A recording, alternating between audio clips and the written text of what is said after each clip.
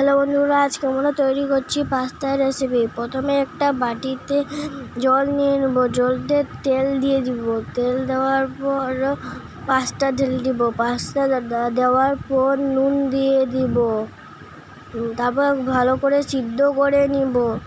সিদ্ধ করা হয়ে গেছে। তারপর একটা বাটিতে ডিম নিয়ে নিব, ডিমতে নুন দিয়ে দিলাম। দেওয়ার পর ভালো করে ফেটে নিব। ফেটে নেওয়ার পর একটা কড়াই তেল দিয়ে দিব। তারপর ডিম দিয়ে দিব। ডিমকে ভালো করে ভেজে নিব। ভাজার পর ডিম কুচি করে নিব। ডিমকে একটা প্লেটের মধ্যে রেখে দিব। তারপর গাজর দিয়ে দিব। গাজরকে ভালো করে নাড়িয়ে নিব। ভালো করে পেঁয়াজ দিয়ে দিব। পেঁয়াজের পর ভালো করে নাড়িয়ে নিব। নাড়িয়ে নেওয়ার পর আমরা টমেটো দিয়ে দিব।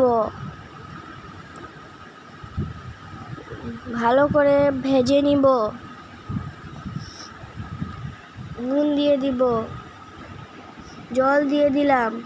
ঢাকিয়ে নিব। তারপর পাস্তা দিয়ে দিব। পাস্তাকে ভালো করে মাখিয়ে নিব।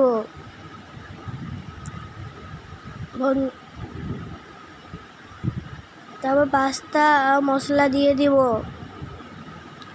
ভালো করে মাখিয়ে নিব। তারপর পাস্তা সস দিয়ে দিব।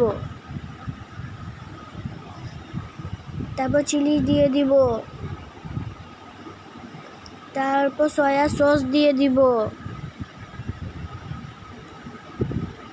তারপর ডিম ভাজা দিয়ে দিব। ডিম ভাজা ভালো করে মাখিয়ে নিব। আমাদের পাস্তা তৈরি হয়েছে গাইস। ভিডিওটা ভালো লাগলে একটা লাইক, সাবস্ক্রাইব, কমেন্ট, শেয়ার করে যাবে। আমাদের পাশে থাকবে, আমাদের ভিডিও দেখবে। আমাদের ভিডিও তোমাদের কাছে এলে লাইক করবে। একটা লাইক অবশ্যই করবে আর সাবস্ক্রাইব অবশ্যই করে যাবে। আমাকে এগিয়ে যেতে সাহায্য করবে।